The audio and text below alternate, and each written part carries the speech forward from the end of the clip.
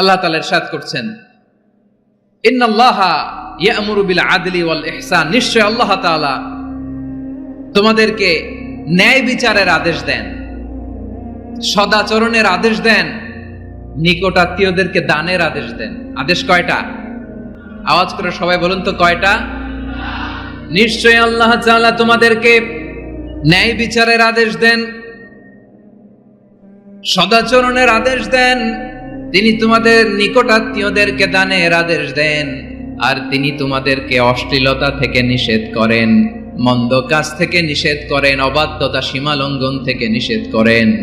তিনি তোমাদেরকে উপদেশ দেন যাতে তোমরা শিক্ষা গ্রহণ করো। সুবহানাল্লাহ। উপদেশ দিচ্ছে স্বয়ং কে? তিনটা জিনিসের আদেশ। ইয়া'মুরু বিল আদল, সুবিচার ন্যায় বিচারের আদেশ তিনি দেন। ইহসানের আদেশ দেন, যাতে আমরা ইহসান করি, একে অপরের প্রতি সুবিচার করি, মহানুভবতা দেখাই, অনুগ্রহ দেখাই, আর নিকট আত্মীয়দেরকে যেন আমরা দান করি। এই তিনটা আদেশ তিনি দিয়েছেন। আর কোন তিনটা জিনিস থেকে তিনি বারণ করেছেন? অশ্লীলতা, ফাহশা, মুনকার, মানে সব মন্দ আর অসৎ কাজ, এগুলো থেকে তিনি আমাদেরকে বারণ করেন। ওয়াল বাগি, অবাধ্যতা, সীমা লঙ্ঘন, এই তিনটা কাজ থেকে তিনি আমাদেরকে বারণ করেন। তিনি আমাদেরকে উপদেশ দেন, স্বয়ং আল্লাহ তাআলা আমাদেরকে উপদেশ দেন যাতে করে আমরা শিক্ষা গ্রহণ করি। সুবহানাল্লাহ পড়ে। তাহলে আসুন আমরা ধরে ধরে একটা একটা করে সামনের দিকে আগাই। আল্লাহ তাআলা প্রথমে আমাদেরকে আদেশ দিয়েছেন আদালের। ইন্নাল্লাহা ইয়া'মুরু বিল আদল, আওয়াজ করে বলুন আল আদাল। সবাই পড়ুন আল আদাল। আমরা উর্দু জানি, হিন্দি জানি, অনেকে ইংরেজিও জানি, কিন্তু আরবি শব্দগুলো আমাদের মুখ দিয়ে বেরোতে চায় না। আওয়াজ করে বলুন আল আদাল। মাশাআল্লাহ। ইন্নাল্লাহা ইয়া'মুরু বিল আদল, আল্লাহ তাআলা আমাদেরকে আদলের আদেশ দেন। আদল অনেকে না বুঝলেও আদালত শব্দটা বুঝবেন। আদালত, আদালত, আদালত বুঝেন না? যেখানে বিচার কার্যের ফয়সালা করা হয়, কোর্ট কাচারি আদালত, এটা তো ভেরি কমন। এটা শুনছেন না সবাই? আদালত, যেখানে ন্যায় বিচার হবে, সুশাসন হবে। কিন্তু ভাগ্যের কি নির্মম পরিহাস, ওখান থেকে মিথ্যা সাক্ষী দিয়ে মনমতো রায় দিয়ে দেয়া হয়। এগুলোর পরিবর্তন হওয়ার দরকার আছে না নাই? প্রিয় ভাইয়েরা, আদালত, আল আদল, ইংরেজিতে বলে জাস্টিস, ন্যায় বিচার, সুবিচার, সুশাসন, জাস্টিস, আল আদল, সব জায়গায় এই জাস্টিস থাকা দরকার। Justice should be prevail in the society. The mission of all prophet was to uphold the justice. সব নবীর মিশন ছিল এই জাস্টিসকে, আদালকে, সুশাসন আর সুবিচারকে নিশ্চিত করা। পড়েন সুবহানাল্লাহ। And the core message of every divine scripture was to uphold justice. পৃথিবীর সব আসমানি কিতাবের মূল শিক্ষা ছিল এই জাস্টিসকে সমাজে এনশিওর করা, সুবিচার, সুশাসনকে এনশিওর করা। তাহলে প্রিয় ভাইরা, আমরা বুঝতে পারলাম আল আদল শব্দের মানে হচ্ছে ইনসাফ বা সুবিচার বা ন্যায় বিচার। এটা হচ্ছে একটা general meaning, very general meaning. আপনি যদি ইন ডেপথ বুঝতে চান, আরো ভেতরে যান, তাহলে আদল মানে হচ্ছে সমন্বয়, আদল মানে হচ্ছে ভারসাম্য, ব্যালেন্স, আদল মানে হচ্ছে মধ্যম পন্থা। সুবহানাল্লাহ পড়েন। কারণ সব সময় সমান সমান হইলেই সুবিচার হয় না। কথা কি বুঝতেছেন? ইসলামের দ্য কনসেপ্ট অফ আদল, এটা এমন আদল, এটা সব সময় সমান সমান নয়। যখন সমান সমান দেয়া দরকার, ইসলাম সমান সমান দেয়। যখন ব্যালেন্স করা দরকার, চেক এন্ড ব্যালেন্স, সমন্বয়, ভারসাম্য করা দরকার, তখন ইসলাম ভারসাম্য করে দেয়। এটার নাম আদল। সুবহানাল্লাহ। সহজ করে আপনাদেরকে বুঝাই। যেমন ধরুন, একটা পরিবারের 3 জন সদস্য, স্বামী, স্ত্রী আর সন্তান। তাদের সকালবেলার ব্রেকফাস্টে, স্বামীর সকালের নাস্তায় স্বামীর 3টা রুটি লাগে, স্ত্রীর 2টা লাগে, আর সন্তানের 1টা রুটি লাগে। এখন আমি যদি সমান সমান করে আদল করতে চাই, সবাইকে যদি 3টা করে রুটি দেই, তাহলে স্বামী বেচারার জন্য ঠিক আছে? কি বলেন? কথা কি বুঝতেছেন না কষ্ট হয়ে যাচ্ছে? যদি সমান সমানের নিয়মে আগাই, তাহলে 3টা করে যদি রুটি দেই, স্বামীর জন্য ওকে, কিন্তু স্ত্রীর জন্য 1টা বেশি হয়ে যায়। আর সন্তানের জন্য কয়টা বেশি হয়? আচ্ছা, এই তো বুঝতেছেন, মাশাআল্লাহ। আচ্ছা, 2টা করে যদি সবাই রে দেয় সমান সমান নীতিতে, তাহলে স্ত্রীর জন্য, স্ত্রী বেচারির জন্য ঠিক আছে, কিন্তু স্বামীর কয়টা কম পড়ে? আর সন্তানের বেশি হয়ে যায় কয়টা? আচ্ছা, সমান সমান নীতিতে সবাইকে যদি সকালের নাস্তার জন্য একটা করে রুটি দেই, সন্তানের জন্য ঠিক আছে, কিন্তু স্ত্রী বেচারির কম পরে কয়টা, স্বামীর কম পরে কয়টা? দুইটা। কথা কি বুঝতেছেন? আর আমি যদি স্বামীকে দেই তিনটা, স্ত্রীকে দেই দুইটা, আর সন্তানকে দেই একটা, তাহলে কারো অপচয় হবে না। যার যতটুকু দরকার ঠিক ততটুকুই কাজে লাগবে। চিল্লায় বলেন ঠিক কিনা? এটাই হচ্ছে ইসলামের আদল, যেখানে যার যতটুকু দরকার তাকে সেখানে ঠিক ততটুকু দিয়ে দেওয়ার নামই হচ্ছে আদল। চিল্লায় পড়েন আল্লাহু আকবার। রব্বুল আলামিন বলেন, ইউসিকুমুল্লাহু ফি আওলাদিকুম লিযযাকারি মিসলু হাযযিল উনসায়াইন। আল্লাহ তোমাদেরকে ওসিয়ত করেন, তোমাদেরকে আদেশ দেন, উত্তরাধিকার সম্পদ যখন বন্টন হবে, ছেলেরা যতটুকু পাবে, মেয়ে পাবে তার অর্ধেক। সুবহানাল্লাহ বলেন। দেখেন, ছেলে যদ্দূর, মেয়ে অর্ধেক। ছেলে ডবল পাবে। আপাত দৃষ্টিতে মনে হয় এখানে অবিচার হয়েছে, কিন্তু আসলে কি অবিচার হয়েছে? আপনি বিয়ের ক্ষেত্রে যান, ওইখানে আবার ছেলে মোহরানা দেয়, মেয়ে সেখানে মোহরানা পায়। তাহলে চেক এন্ড ব্যালেন্স, ভারসাম্য, ব্যালেন্স, মধ্যম পন্থা এখানে আছে না নাই? এটাই হচ্ছে ইসলামের আদল। আল্লাহ তাআলা এই আদলের আদেশ দিয়েছেন, সুবিচার, ন্যায় বিচার, সুশাসন এবং ভারসাম্যের আদেশ দিয়েছেন। প্রিয় ভাইয়েরা, একটি শান্তিময় সমাজ, একটা সমৃদ্ধ সমাজ, একটা মানবিক সমাজ যদি আমরা পেতে চাই, এই আয়াতের মধ্যে যতগুলো পয়েন্ট আছে সবগুলোর বাস্তবায়ন লাগবে। কথা বুঝতে পেরেছেন? বলেন, আওয়াজ করে বলেন, আমরা একটা শান্তির সমাজ চাই কি চাই না? আমরা একটা সমৃদ্ধ বাংলাদেশ চাই কি চাই না? আমরা একটা মানবিক বাংলাদেশ চাই কি চাই না? এই আয়াতে আল্লাহ তাআলা একটা মানবিক সমাজের রূপরেখা টেনেছেন। তার প্রথম কথা হচ্ছে, ইন্নাল্লাহা ইয়ামুরু বিল আদল। আল্লাহ তাআলা তোমাদেরকে আদলের নির্দেশনা দেয়, সুবিচার, সুশাসনের নির্দেশনা দেয়। যে সমাজে আদল থাকে না, সেই সমাজে জুলুম মানুষের ঘাড়ে চেপে বসে। আদলের বিপরীত হচ্ছে জুলুম। আদলের বিপরীত কি? জুলুম বা জাওর, অত্যাচার, অবিচার, বৈষম্য। এই যে বৈষম্য বিরোধী ছাত্র আন্দোলন কমন পড়ছে? এই যে একজন সমন্বয়ক তো দেখা করলো আমার সাথে। জুলুম মানে হচ্ছে বৈষম্য। বৈষম্যের স্থান ইসলামে নাই, অবিচারের স্থান ইসলামে নাই, জুলুমের স্থান ইসলামে নাই। আল্লাহ তাআলা বলেন যে আমি জুলুমকে নিজের জন্য হারাম করেছি এবং তোমাদের জন্য হারাম করেছি। বিশ্বনবী ফরমান, আল্লাহ তাআলা বলেন হাদিসে কুদসিতে, ইয়া ইবাদি ইন্নী হারামতুয যুলমা আলা নাফসি ওয়া জাআলতুহু বাইনাকুম মুহাররামান ফালা তাযালামু। আমার গোলামেরা শোনো, নিশ্চয় আমি আল্লাহ তাআলা জুলুমকে আমি আমার উপরে হারাম করেছি, অনুরূপভাবে জুলুম করাকে তোমাদের উপরেও হারাম করেছি। ফলে ফালা তাযালামু, তোমরা একে অপরের সাথে জুলুম করো না। নির্দেশনাটা কার? খবরদার, জুলুমের সাথে আমাদের কোনো সম্পর্ক, জুলুমের সাথে ইসলামের কোনো সম্পর্ক নাই। আল্লাহ তাআলা জালিমদের জন্য কঠিন শাস্তি প্রস্তুত করে রেখেছেন। যারা এই আদলকে ভুলুণ্ঠিত করে জুলুমের রাস্তায় হাঁটতে চায়, তাদের প্রাপ্য কিয়ামতের ময়দানে বুঝিয়ে দিবে কে? আল্লাহ তাআলা তাদের প্রাপ্যকে বুঝিয়ে দিবেন। এজন্য বিশ্বনবী বলে, খবরদার, তোমরা ইনসাফ করবে, আদল করবে, জুলুম করবে না। আয-যুলমু যুলুমাতুন ইয়াউমাল কিয়ামা, জুলুম কিয়ামতের দিন অন্ধকার হয়ে জালিমের ঘাড়ে চেপে বসবে। আবার বিশ্বনবী বলতেন, ইত্তাকি দাওয়াতাল মাজলুম, খবরদার, তোমরা মজলুমের কান্নাকে ভয় করো। ফাইন্নাহু লাইসা বাইনাহু ওয়া বাইনাল্লাহি হিজাব, কেননা মজলুমের কান্নার মাঝে আর আল্লাহর আরশের মাঝে কোনো পর্দা থাকে না। বিশ্বাস হয়? এই কথা বিশ্বাস হয়? এর জলজ্যান্ত প্রমাণ তো আমরা নিজেরাই দেখলাম। হ্যাঁ, মজলুমের কান্না ফুলে ফেপে মহিরুহ হয়ে, পাহাড়ের মতো হয়ে, বিস্ফোরিত হয়ে জালিমের মসনদকে ছারখার করে দিয়েছে।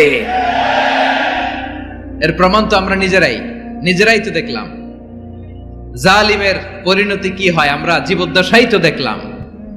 এমনও কোনো জুলুম নাই যে হয় নাই, ঠিক কিনা বলেন? আহারে জুলুম, আহারে জুলুম। রিসেন্টলি আয়না ঘরের কিছু ছবি প্রকাশিত হয়েছে সোশ্যাল মিডিয়ায়, দেখেছেন আপনারা? ছোট্ট একটা জায়গা, স্বাধীন মানুষকে প্রাণীর মতো, পাখির মতো খাঁচায় বন্দি করে রেখেছে। কখন দিন কখন রাত কিচ্ছু জানে না। কখন দিন কখন রাত কিছু জানে না, বছরের পর বছর কেটে গিয়েছে।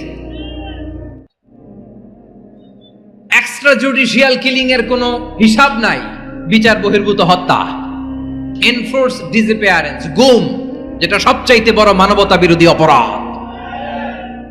কত মানুষ যে গুম হয়েছে তার কোনো ইয়ত্তা নাই। যেই ফ্যামিলির সদস্য গুম হয়েছে তারা কি ওই লোকটার জন্য মাগফিরাতের দোয়া করবে নাকি সুস্বাস্থ্যের দোয়া করবে তারা নিজেরাও জানতো না, কারণ জানে না ও বেঁচে আছে না মরে গেছে। আহা, বিডিআর নওজোয়ানদের যারা ছাড়া পেল দেখলাম, বিনা অপরাধে, কোনো অন্যায় ছাড়া, অপরাধ ছাড়া তাদের জীবন থেকে, তাদের তারুণ্যের, তাদের যৌবনের 15 বছর, 16 বছর, 17 বছর নাই। 6 মাস বয়সের ছোট বাচ্চাকে রেখে জেলে গেছে। 6 মাসের মেয়ে বেরোয় দেখে মেয়ের বয়স 17 বছর। মেয়ে বাবারে চিনে না, বাবা মেয়েরে চিনে না। মেয়েকে এখন বিয়ে দিয়ে আরেক ছেলের হাতে তুলে দিবে। মেয়ের শৈশব বাবা দেখে নাই, মেয়ের কৈশোর বাবা দেখে নাই, মেয়ের তারুণ্য দেখে নাই। আরেক যুবককে দেখলাম 14 বছরের 14 দিনের সংসার, 2 সপ্তাহের সংসার শেষে জেলে গেছে। কত যুবকের যে স্ত্রী চলে গিয়েছে ফ্যামিলি ছেড়ে, কারণ জানে না তো কবে আসবে, কি হবে, কেউ জানতো না। দাম্পত্য জীবনের মাত্র 14 দিনের স্মৃতি, এই স্মৃতিকে আঁকড়ে ধরে এক বোন 16টা বছর, 17টা বছর কাটিয়ে দিয়েছে। আমি নিউজটা দেখে ভাবলাম, আমার এই বোনের প্রতিটি দিন কিভাবে কেটেছে, প্রতিটি রাত কিভাবে কেটেছে, প্রতিটি ক্ষণ কিভাবে কেটেছে। বিশ্বনবী বলেছেন, ইত্তাকি দাওয়াতাল মাজলুম ফাইন্না লাইসা বাইনাহু ওয়া বাইনাল্লাহি হিজাব। মাজলুমের কান্নাকে ভয় করো, কারণ মাজলুমের কান্না আর আল্লাহর মাঝে কোনো পর্দা থাকে না। আমরা আর এরকম কোন জুলুম বাংলাদেশে দেখতে চাই না, জোরে বলেন ঠিক কিনা? আর কেউ নতুন করে জালিম হোক আপনারা চান? আবার নতুন করে কেউ ফ্যাসিস্ট হোক আপনারা চান? এক দল আরেক দলকে নিশ্চিহ্ন করার রাজনীতিতে মেতে উঠুক এটা আপনারা চান? আমরা বাংলাদেশকে আদল দিয়ে সাজাতে চাই। আমরা এই 56,000 বর্গ মাইলের প্রতিটা ইঞ্চি মাটিকে কোরআনের আইন দিয়ে সাজাতে চাই। রাজি আছেন আপনারা? কারা কারা রাজি দেখান হাত তোলে আল্লাহকে।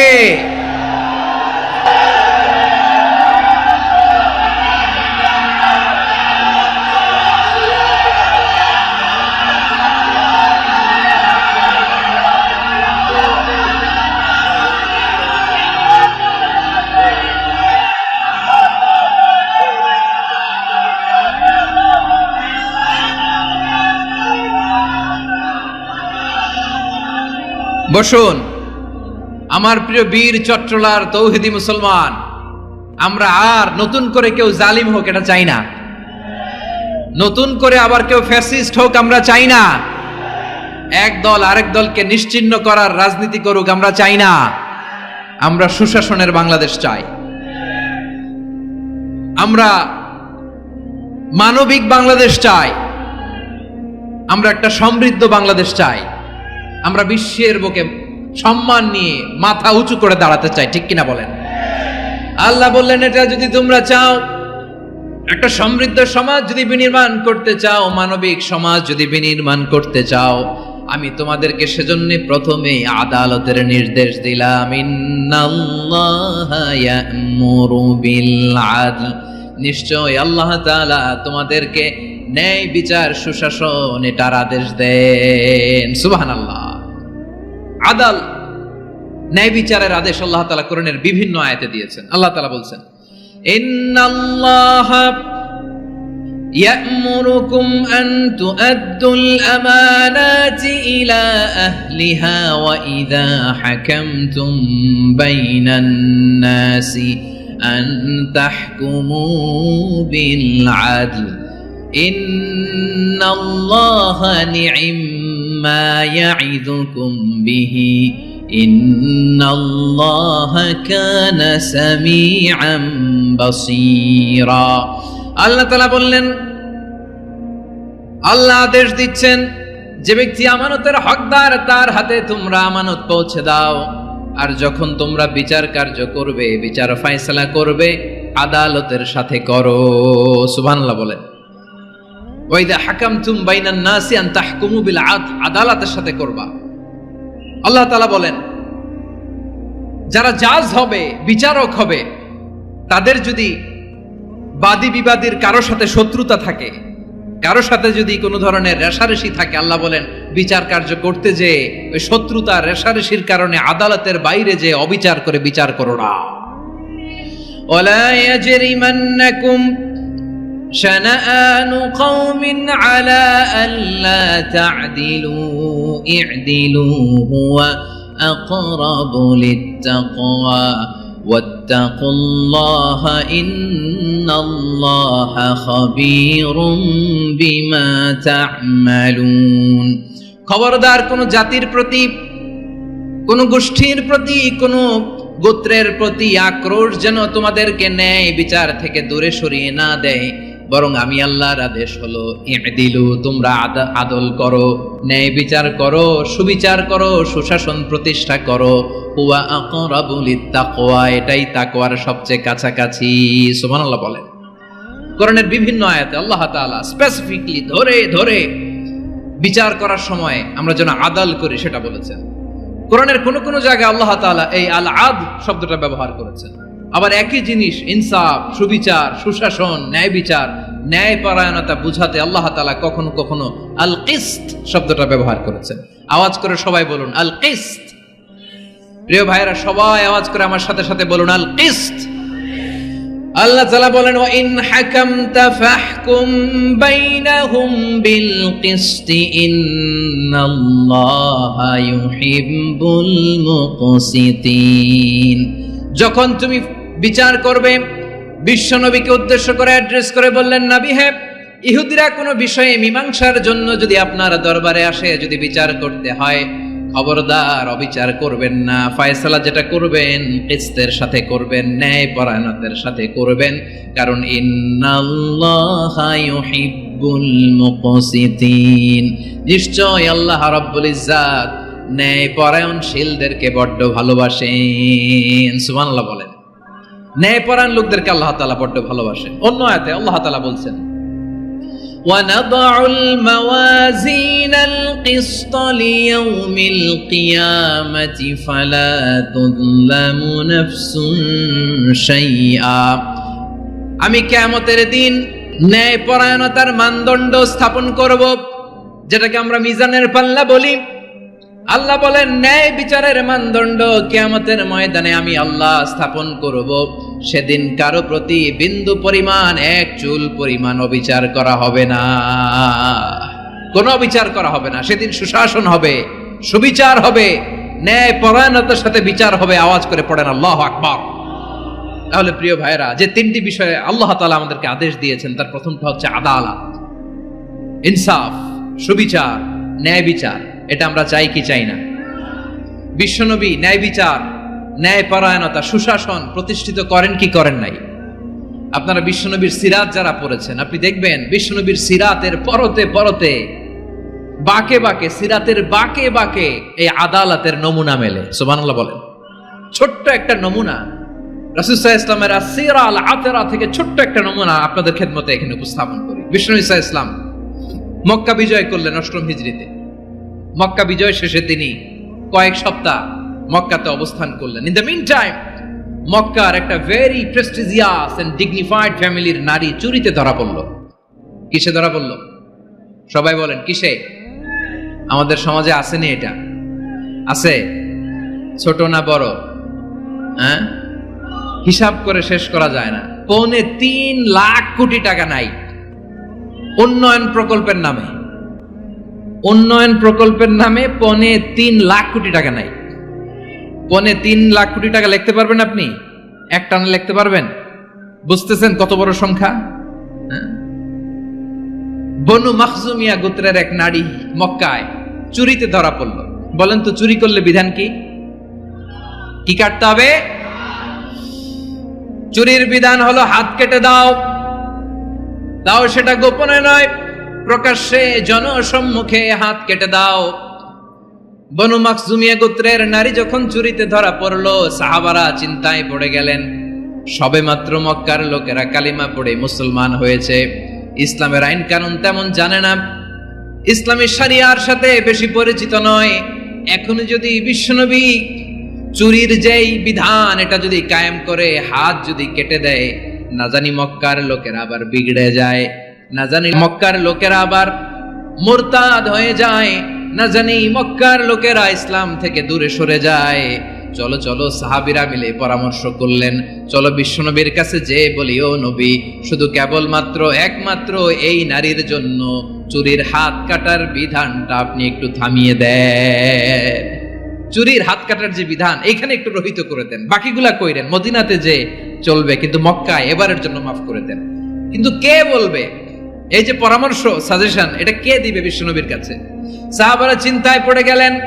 আল্লাহর নবীর সামনে দাঁড়িয়ে আল্লাহর দেয়া হুদুদ, আল্লাহর দেয়া বিধান থামিয়ে দেওয়া, মাফ করে দেওয়া, এই কথা বিশ্বনবীর সামনে বলার সাহস তো কেউ রাখে না। কেউ কেউ বলল, বিশ্বনবীর পালক পুত্র যায়েদ বিন হারেসার সন্তান উসামারে বিশ্বনবী নাতির মতো আদর করে, বড্ড বেশি ভালোবাসে উসামারে। এজন্য সাহাবারা উসামাকে বলতো হিব্বু রাসূলিল্লাহ, বিশ্বনবীর ভালোবাসা। কি বলতো? সাহাবীরা বললেন, বিশ্বনবীর ভালোবাসা হিব্বু রাসূলিল্লাহ, উসামারে পাঠাও। উসামারে বিশ্বনবী নাতির মতো স্নেহ করে, মায়া করে, ভালোবাসে। আমরা পারবো না, উসামা পারবে। সবাই মিলে ফুলিয়ে ফুসিয়ে উসামাকে, ছোট্ট উসামাকে রাজি করালো। উসামা, এমন এমন কথা যে তুমি বিশ্বনবীর কাছে বলতে হবে, পারবা নাকি? উসামা বলে, পারবো। সাইয়েদনা উসামা রাদিয়াল্লাহু তাআলা আনহু তরুণ সাহাবী বিশ্বনবীর কাছে গেলেন, যে বললেন, নবী, বনু মাখজুমিয়া গোত্রের এক নারী চুরিতে ধরা পড়েছে, এবারের জন্য কি এই মহিলাটারে মাফ করে দিলে হয় না? এবারের জন্য একটু ক্ষমা করা যায় না নবী? বিশ্বনবী বলেন, আতাশফাউ ফি হাদ্দিম মিন হুদুদিল্লাহ, তোমার এত বড় সাহস উসামা, তুমি আল্লাহর হাত, আল্লাহর দেয়া বিধান, এটার ব্যাপারে সুপারিশ করতে এসেছো? তোমরা কি জানো তোমাদের আগে যত কওম, যত গোত্র, যত জনপদ ধ্বংস হয়েছে তার কারণ ছিল তাদের মধ্যে গরিবরা অন্যায় করলে তারা বিচার করত, আর ধনীরা অন্যায় করলে তারা মাফ করে দিত। খবরদার! ওয়া আইমুল্লাহ লাউ আন্না ফাতিমাতা বিনতি মুহাম্মাদিন সারাকাত লাকাতা মুহাম্মাদুন ইয়াদাহা। বিশ্বনবী বললেন, ওরে উসামা, বানু মাখজুমিয়ার ওই প্রেস্টিজিয়াস এন্ড ডিগনিফাইড ফ্যামিলির মেয়ে তো দূর কি বাত, অনেক দূরের কথা। জেনে রেখো উসামা, আমার কলিজার টুকরা, নয়নের পুটুলি ফাতেমাও যদি মক্কার জমিনে আজকে এই চুরির দায়ে ধরা পড়তো, আমি বিশ্বনবী মুহাম্মাদুর রাসূলুল্লাহ ধরে ফাতেমার ডান হাতটা কেটে দিতে এক বিলম্ব দেরি করতাম না। ইন্নাল্লাহা ইয়া'মুরু বিল আদল, আমাদেরকে জাস্টিস শিখায় পশ্চিমারা, আমাদেরকে ইনসাফ শিখায়, আমাদেরকে সুশাসন শিখায়। আর ইনসাফ, সুশাসন, ন্যায় বিচার, সুবিচার, জাস্টিস কারে বলে বিশ্বনবীর বায়োগ্রাফি থেকে জেনে নাও। এই ছিল বিশ্বনবী ইসলামের আদালতের নমুনা। আপনি যদি সাইয়েদনা ওমর ফারুকের জীবনের দিকে তাকান, এমন কঠোর, এমন বীর সেনানী ছিলেন। সাইয়েদনা ওমর ফারুক যদি রাস্তার এই মাথা দিয়ে হাঁটা শুরু করতেন, শয়তান ওমর ফারুককে দেখলে ওই রাস্তা রেখে দিয়ে অন্য রাস্তা দিয়ে হাঁটতো। সুবহানাল্লাহ। ওমর ফারুক রাদিয়াল্লাহু তাআলা কি পার্সোনালিটি ছিল, কি পার্সোনালিটি! আমাদের এলাকায় ছোট বাচ্চারা রাতে ভাত খেতে চায় না, আমার মেয়েটাও খেতে চায় না। এই এটা দিব, ওইটা দিব, আজকে মাহফিলে আসার সময় বলে দিছে লিস্ট করে এটা এটা আনতে হবে।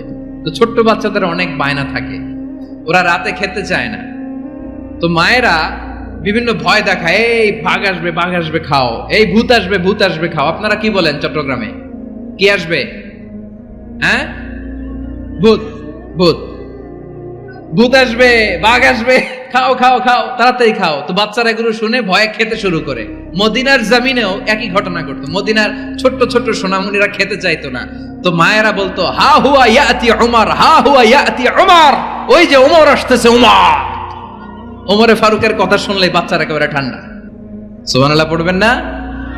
প্রভু তুমি বলেছ রাসূল দেবে না, বলনি দেবে না ওমর, বলনি দেবে না হামজা তারিক, খালিদ বিজয় সমর।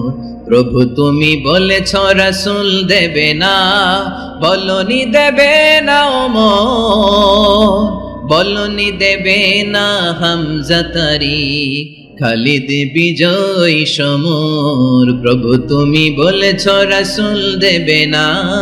আল্লাহু আকবার। ওমর ফারুক রাদিয়াল্লাহু তাআলা আনহু, ওনার কথা শুনলে গায়ের মধ্যে গুজবাম হয়, গায়ের পশমগুলো দাঁড়িয়ে যায়। সুবহানাল্লাহ বলেন। কি পার্সোনালিটি ছিল, কি ব্যক্তিত্ব ছিল। মুনাফিকরা ওমর ফারুককে জমের মতো ভয় পেতেন। শয়তান, খুদ শয়তান অন্য রাস্তা দিয়ে হাঁটতো। ওমর ফারুক রাদিয়াল্লাহু তাআলা আনহুর জীবনে যদি দেখেন, তাহলে সেখানে আপনি আদালতের, ইনসাফের, সুশাসনের, জাস্টিসের নমুনা দেখতে পাবেন। কয়টা শুনবেন? সাইয়েদনা ওমর ফারুকের রাদিয়াল্লাহু তাআলা আনহুর সন্তান আব্দুর রহমান মিশরে মদ খেয়ে মদ্যপ অবস্থায় ধরা পড়েছে। মদ খাওয়ার কারণে, মদ যদি কেউ পান করে আর যদি প্রমাণিত হয়, তার বিচার হলো 80 বেত। আওয়াজ করে বলেন কয় বেত? বাংলাদেশেও তো এই আইন আছে নাকি? বাংলাদেশে আছে? হ্যাঁ, মদ খাইলে 80 বেত, এই আইন বাংলাদেশে চালু হোক। আমরা চাই কি চাই না? চাই সবাই। এজন্যই তো ইসলাম ভাল লাগে না। ইসলামকে ভাল লাগে না। ইসলামকে আউট করে রাখতে পারলেই তো এরকম বড় বড় বোতল খাওয়া যায়। একেবারে সহজ, পানির মতো সহজ হিসাব, একেবারে সহজ। ওমর ফারুক রাদিয়াল্লাহু তাআলা আনহুর ছেলে ভুল করে মদ পান করে ফেলেছিলেন। আব্দুর রহমান, ঘটনা ঘটেছে মিশরে। মিশরের গভর্নর তখন আমর ইবনে আস রাদিয়াল্লাহু তাআলা আনহু। আব্দুর রহমানের ভাই যে গভর্নরকে বলল, গভর্নর যদি একটু দয়া করেন, খলিফার ছেলে আমার ভাই আব্দুর রহমান মদ্যপ অবস্থায় ধরা পড়েছে, জনসম্মুখে যদি আপনি বেত্রাঘাত করেন আমাদের প্রেস্টিজ থাকে না, যদি 80 বেত আপনি মারেন আমার কোনো কথা নাই, কিন্তু ঘরের ভেতরে মারেন। আব্দুর রহমানের ভাইয়ের সুপারিশ শুনে সাইয়েদনা আমর ইবনে আস রাদিয়াল্লাহু তাআলা আনহু রাজি হয়ে গেলেন। ঘরের ভেতরে লোকচক্ষুর আড়ালে 80 বেত তিনি মানলেন। কিন্তু ঘটনাক্রমে এই কথা লুকিয়ে লুকিয়ে ঘরের ভেতরে 80 বেত মারার কথা সাইয়েদনা ওমর ফারুক মদিনা থেকে জানতে পারলেন। মদিনা থেকে তিনি ফরমান জারি করলেন, এই বিচার যেমনটি আমর ইবনে আস আদায় করেছে, এটা প্রকৃতপক্ষে আদায় হয় নাই। আসো সবাই মদিনায় আসো, আমর ইবনে আস মদিনায় আসো, আব্দুর রহমানও আসো, সবাই আসো, জনসম্মুখে এই বিচার কার্যকর করতে হবে। সাইয়েদনা ওমর ফারুক মসজিদে নববীর পিলারের মধ্যে নিজের ছেলেকে বাঁধলেন, আবার জনসম্মুখে 80টা বেত তার গায়ের মধ্যে মারলেন। মাজমুয়ে ফাতাওয়া ইবনে তাইমিয়া রাহিমাহুল্লাহ উনি এটা নকল করেছেন।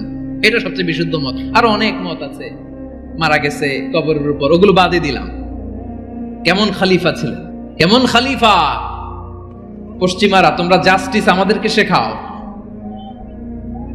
ইনসাফ কারে বলে, সুশাসন আমাদেরকে তোমরা শেখাও। ওমর ফারুক রাদিয়াল্লাহু তাআলা ওই বিচারকে তিনি ধর্তব্য মনে করেন নাই। মদিনাতে এনে আবার জনসম্মুখে আবার 80 বেত মেরেছেন।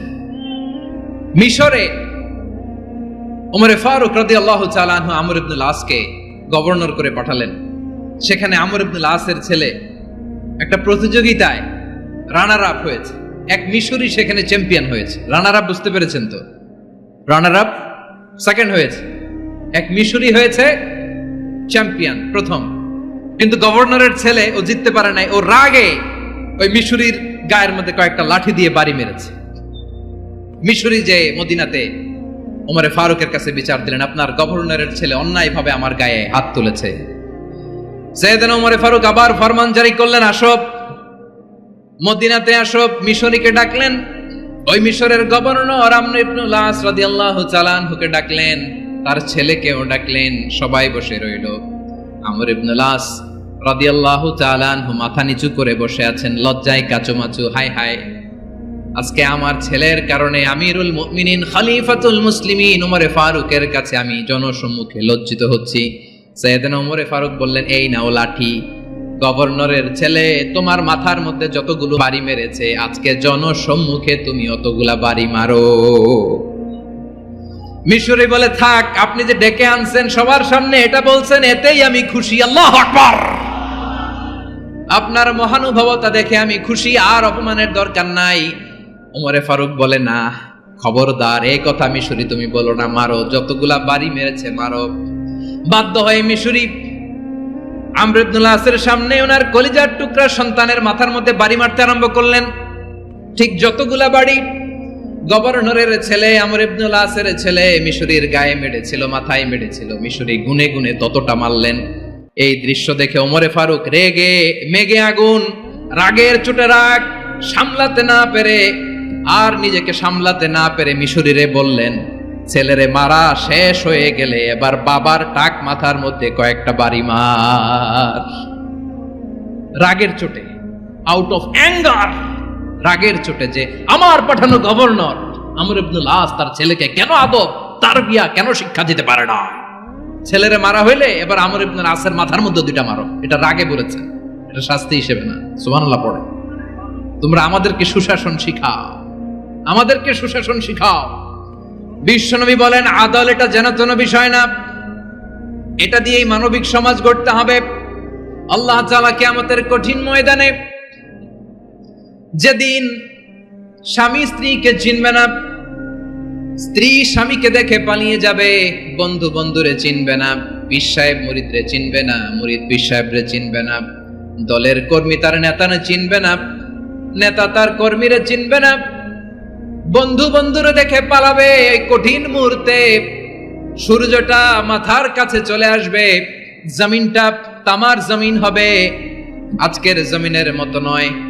মানুষ ঘর্মাক্ত ক্লান্ত শ্রান্ত মাথার মগজগুলো কানের ছিদ্র আর নাকের ছিদ্র দিয়ে বেয়ে বেয়ে পড়বে। বিশ্বনবী ফরমান কিয়ামতের ওই কঠিন ময়দানে 7 শ্রেণীর ব্যক্তিকে রব্বুল আলামিন তার আরশের নিচে ছায়া দিবেন। তার মধ্যে প্রথম শ্রেণীর ব্যক্তি হলো ইমামুন আদিল। ইমামুন আদিল, ন্যায়পরায়ণ শাসক, যে ইনসাফের সাথে বিচার করে, যে জাস্টিস সমাজে সার্ভ করে, যে সুশাসন নিশ্চিত করে, ওই ইমামুন আদিল। আদিল শব্দটা বুঝছেন না? ইন্নাল্লাহা ইয়া'মুরু বিল আদল, পাইছেন? আদিল। 7 শ্রেণীর ব্যক্তিকে আল্লাহ তাআলা সুশীতল আরশের নিচে ছায়া দিবেন, যেদিন তার দেয়া ছায়া ছাড়া কোনো ছায়া থাকবে না। এর প্রথম হচ্ছে ইমামুন আদিল, ন্যায়পরায়ণ শাসক। চিল্লায় বলেন সুবহানাল্লাহ। আবার বিশ্বনবী বললেন ইন্নাল মুকসিতিনা ইনদাল্লাহি আলা মানাবিরা মিন নূর আন ইয়ামিনির রহমান। কিয়ামতের দিন যারা ন্যায়পরায়ণ হিসেবে আল্লাহর সামনে দাঁড়াবে, কিয়ামতের দিন রব্বুল আলামিন তার আরশের ডান দিকে ওই ন্যায়পরায়ণ লোকদের জন্য আরশের ডান দিকে একটা নূরের মিম্বারে তাদেরকে বসার সুযোগ করে দিবে। আল্লাহর আরশের ডান দিকে ন্যায়পরায়ণ লোকদের জন্য আল্লাহ তাআলা নূরের মিম্বার বানাবে। 4 ঠিকানে কথা মনে করেছেন? আল আদাল, জাস্টিস। ইন্নাল্লাহা ইয়া'মুরু বিল আদল। আল্লাহ তাআলা এই আদালতের নির্দেশনা দেয়, সুবিচার, সুশাসন। প্রিয় ভাইয়েরা, এটা আমরা বাংলাদেশে চাই কি চাই না? এই যে অরাজকতা, এই যে অন্যায়, এই যে জুলুম, এই যে ইনকনসিস্টেন্সি সমাজের অসঙ্গতির প্রধান কারণ জাস্টিস নাই, সুবিচার নাই, সুশাসন নাই। শেষবারের মতো আওয়াজ করে বলেন তো, আমরা বাংলাদেশে আদল চাই কি চাই না? তাহলে প্রথম নির্দেশনা শেষ, আল্লাহ তাআলা তোমাদেরকে আদলের আদেশ দেন। এরপরে আল্লাহ বললেন আমি তোমাদেরকে ইহসানের আদেশ দেই। ইন্নাল্লাহা ইয়া'মুরু বিল আদলি ওয়াল ইহসান। আমি তোমাদেরকে যেমনি আদলের নির্দেশনা দেই, তেমনি ভাবে তোমাদেরকে ইহসান করেছেন, ন্যায় বিচার, জাস্টিস এনশিওর করতে বলেছেন। সমাজে ইহসানের ব্যবহার, ইহসানের অনুশীলন তিনি করতে বলেছেন। এজন্য মুমিনের প্রতিটি কাজে, আমার চট্টগ্রামের ভাইরা আমার দিকে তাকান, খেয়াল করে শুনুন, মুমিন জীবনের প্রতিটি কাজে ইহসানের পরশ থাকা চাই। আমরা যেন আমাদের পরিবারের প্রতি ইহসান করি, আমরা যেন আমাদের কর্মচারীদের প্রতি ইহসান করি, আমরা যেন আমাদের কলিগদের প্রতি ইহসান করি, আমরা যেন আমাদের ভাইদের প্রতি ইহসান করি। মুমিন জীবনের প্রতি কাজে ইহসানের পরশ থাকার দরকার আছে না নাই? কথা বুঝতে পেরেছেন? তাহলে আল্লাহ তাআলার 3টা আদেশ ছিল, কয়টা গেল? ভুলে গেছে? ভুলে গেছে চট্টগ্রাম? 3টা আদেশের মধ্যে কয়টা বললাম? প্রথমে কি ছিল? আদল। 2 নম্বরে, 3 নম্বরে রব্বুল আলামিন বললেন ওয়া ইতাইযিল কুরবা, নিকটাত্মীয়দেরকে দান করো, নিকট আত্মীয়দেরকে দাও, যারা তোমাদের ব্লাড কানেকশনের আত্মীয় তাদেরকে তোমরা দাও। এখানে জেনারেলি বললেন দাও, কি দিব সেটা তিনি এখানে বলেন নাই, সেটা তিনি সূরাতুল ইসরার মধ্যে বলেছেন। আল্লাহ বলেন ওয়াতিযাল কুরবা হাক্কা, নিকট আত্মীয়দেরকে তাদের অধিকার, তাদের প্রাপ্য তোমরা বুঝিয়ে দাও। দেখেন, একটা শান্তির সমাজ, একটা সমৃদ্ধ সমাজ, একটা মানবিক সমাজ গঠনের জন্য আল্লাহ তাআলা বেশি না, মাত্র 3টা অর্ডার, 3টা ভার্ডিক্ট তিনি জারি করেছেন। 1 নাম্বার সুশাসন, ন্যায় বিচার। 2 নাম্বার ইহসান। 3 নাম্বার নিকটাত্মীয়, যারা কাছের, তোমার ভেরি ক্লোজ রিলেশনশিপে আছে, তাদেরকে দাও। দাও, দিলে বাড়িয়ে দেয় কে? অনেকে দিতে চায় না, কৃপণতা করে। দিলে বাড়ায় দেয় কে? ও মিয়া, মদিনার মধ্যে সবচাইতে গরিব সাহাবী ছিল বেলাল রাদিয়াল্লাহু তাআলা আনহু। ওনার এন্টায়ার অ্যাসেট, সম্পদের পরিমাণ কতদূর জানেন? একটা লুঙ্গি। বেলাল রাদিয়াল্লাহু তাআলা আনহু, ওনার টোটাল ওয়েলথের এস্টিমেশন হচ্ছে মাত্র একটা লুঙ্গি। একটা লুঙ্গি, টোটাল ওয়েলথ এস্টিমেশন, টোটাল সম্পদের বেলাল রাদিয়াল্লাহু তাআলা আনহুর কি ছিল? কথা বোঝে নাই বোধহয়, কি ছিল? ওই বেলাল রাদিয়াল্লাহু তাআলা আনহুকে বিষ্ণু ইসলাম বলেছেন, আনফিক ইয়া বেলাল, ও বেলাল তুমিও দাও। ওয়ালা তাখশা মিন যিল আরশি ইখলালা, আরশের অধিপতির তো কোনো ঘাটতি নাই, তুমি দিলে ওই আল্লাহ তোমারে বাড়ায় দিবে। এজন্য আমার প্রিয় ভাইয়েরা, দিলে কমে না, দিলে বাড়ে। অনেকে ধরে রাখে, নতুন কিছু নিতে পারে না, হাত দিয়ে যেটা ধরে রেখেছেন এটা দিয়ে দেন, বড় একটা ধরার সুযোগ পাবেন। জোরে বলেন ঠিক কিনা? ধরেন 5 কেজি ওজনের একটা ধরে রাখছেন, এখন 10, এটা না ছাড়লে 10 কেজি ধরতে পারবেন আপনি? আচ্ছা, 10 কেজির জিনিস একটা আছে হাতে, ওইটা যদি ছেড়ে দেন তাহলেই না 15 কেজি ধরতে পারবেন। কথা বলেন ঠিক কিনা? তাহলে দিলে বাড়িয়ে দেয় কে? রব্বুল আলামিন বললেন 3 নাম্বার আদেশ হলো তোমাদের প্রতি সমাজটারে কেমন করে মানবিক সমাজ, সুন্দর সমাজ গড়বা। 3 নাম্বার আদেশ হলো ওয়াতিদাল কুরবা হাক্কা, নিকটাত্মীয়দেরকে তাদের প্রাপ্য বুঝিয়ে দাও। এই নিকটাত্মীয়দেরকে তাদের অধিকার বুঝিয়ে দেওয়া, প্রাপ্য বুঝিয়ে দেওয়াতে আমাদের গাফলতি আছে না নাই? চট্টগ্রামে নাই? মাশাআল্লাহ আছে, আছে। অনেকে দেখবেন অনেক আল্লাহওয়ালা, তাহাজ্জুদ গুজার, সেজদা দিতে দিতে কপালে কালো দাগ ফেলে দিছে, সে তার বোনের হকটা আদায় করে নাই। আছে না নাই? হ্যাঁ, এখানেও আছে। সর্বনাশ। অনেক বড় হাজী সাহেব, বিশাল লম্বা দাড়ি, ছেলেরে সব দিয়ে দিছে, মেয়েরে কিছু দেয় নাই, মেয়ের হক আদায় করে নাই।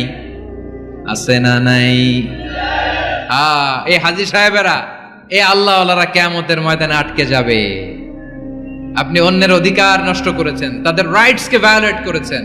এজন্য আল্লাহ তাআলা বলেন, কারো অধিকার যদি কেউ নষ্ট করে, ওই সমাজটা মানবিক সমাজ কঠিনকালেও হতে পারে না। এজন্য 3 নম্বর আল্লাহ বললেন ওয়া ইতা ইদিল কুরবা, নিকটাত্মীয়দেরকে দাও। কি দিবা? তাদের অধিকার দিয়ে দাও। বোনের অধিকার বুঝিয়ে দাও, মেয়ের অধিকার বুঝিয়ে দাও, ফুফুর অধিকার বুঝিয়ে দাও। দেখবেন অনেক মায়েরা ছেলের পাতে মুরগির রান দেয়, মেয়ের পাতে দেয় মুরগির ঠ্যাং। এরকম আছে না নাই? ছেলেরা কি দেয়? মুরগির। মেয়ের পাতে কি দেয়? তো মেয়ের কি মুরগির রান খেতে মনে চায় না? মনে চায় না? এমনটা করা যাবে না। নিকটাত্মীয়দেরকে অধিকার দিয়ে দাও, নিকটাত্মীয়ের সাথে সুসম্পর্ক রাখো। আদেশটা কার?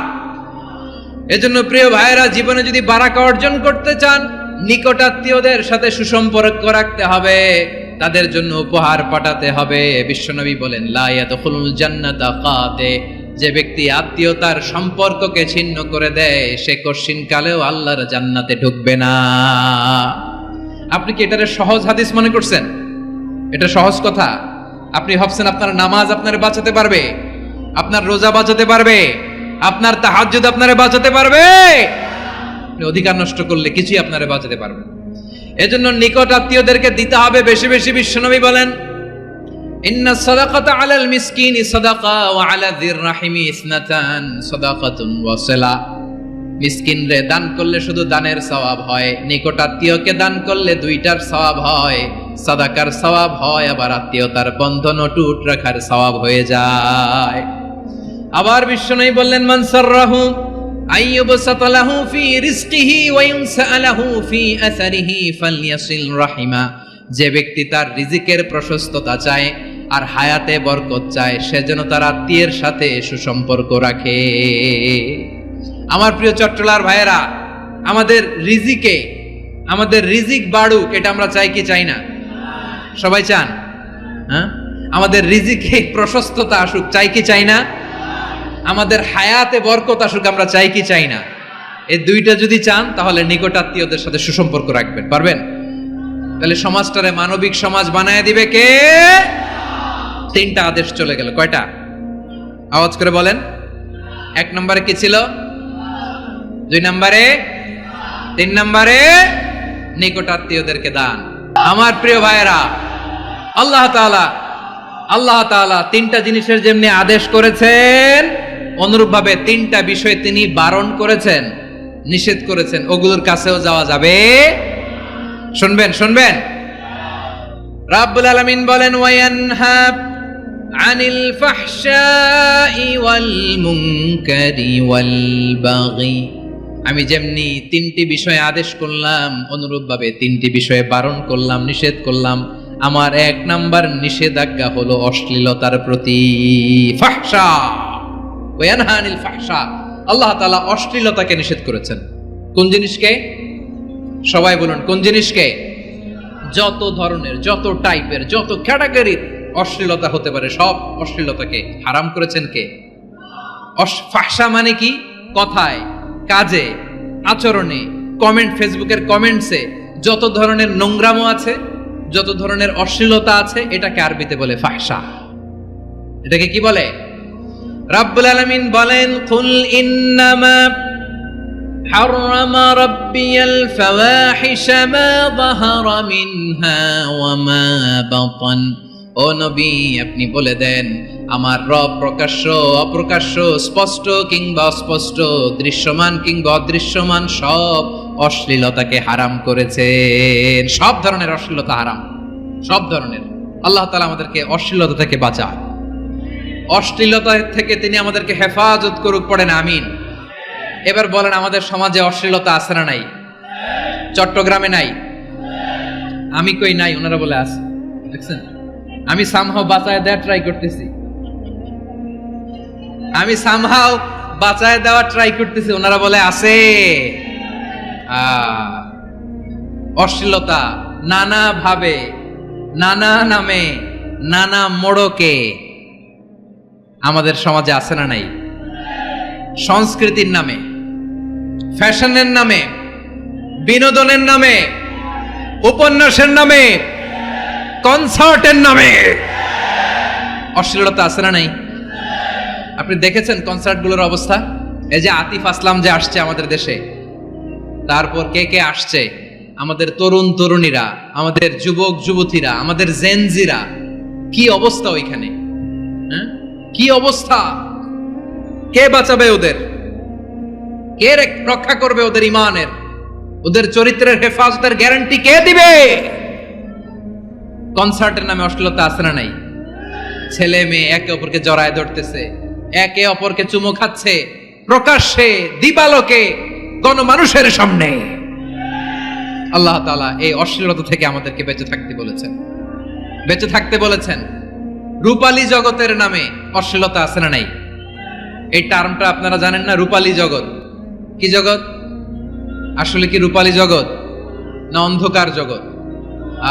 আমার বোনেরা, আপনাদেরকে যে কি বলে তারা বুঝায়, রূপালী জগৎ শুনেই আপনি ভরকে যাবেন না। রূপালী জগতে যে নারী যত বেশি উলঙ্গ, সে নাকি তত বেশি সাহসী। জানেন, বলে এটা একটা সাহসী নারী, খুব সাহসী পদক্ষেপ তার। যত বেশি শরীর থেকে কাপড় নামাতে পারবে, যত বেশি বস্ত্রহীন হয়ে নিজেকে প্রেজেন্ট করতে পারবে, সে নাকি তত বেশি সাহসী। আমার চট্টলার ভাইয়েরা, শয়তানের প্রথমে এজেন্ডা ছিল বনি আদমকে বস্ত্রহীন করা। সে আদম এবং হাওয়া আলাইহিস সালামকে নিষিদ্ধ গাছের ফল খাইয়ে তাদেরকে বস্ত্রহীন করেছে। এই জামিনেও সে আমাদেরকে বস্ত্রহীন করতে চাইবে। এই রূপালী জগতের নামে তারা এটা করে। আমার প্রিয় বোনেরা, আপনি জানেন না আপনার দাম কত?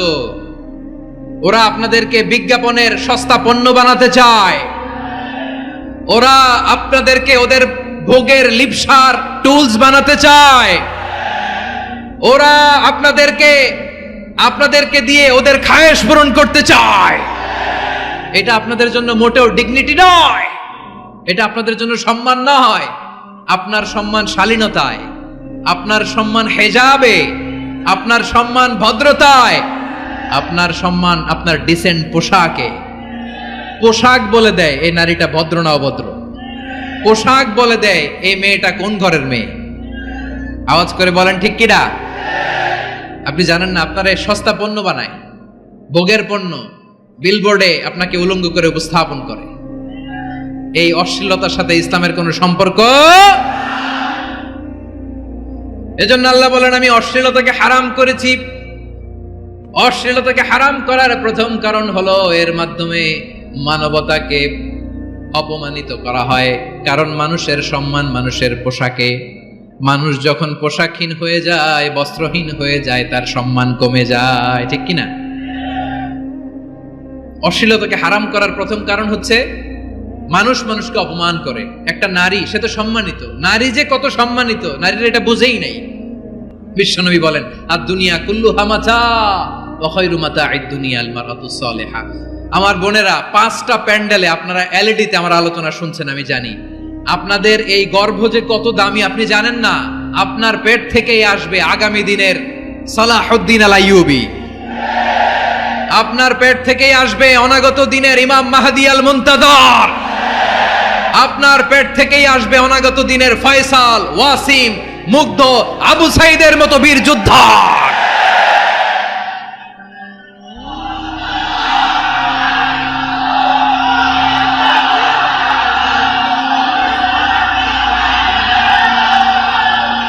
আমার প্রিয় বোনেরা, আমার প্রিয় বোনেরা, বিশ্বনবীর কথার ওজন খেয়াল করেন। আদ-দুনিয়া কুল্লুহা মাতা ওয়া খায়রু মাতা'আদ দুনিয়া আল মারআতুস সালিহা।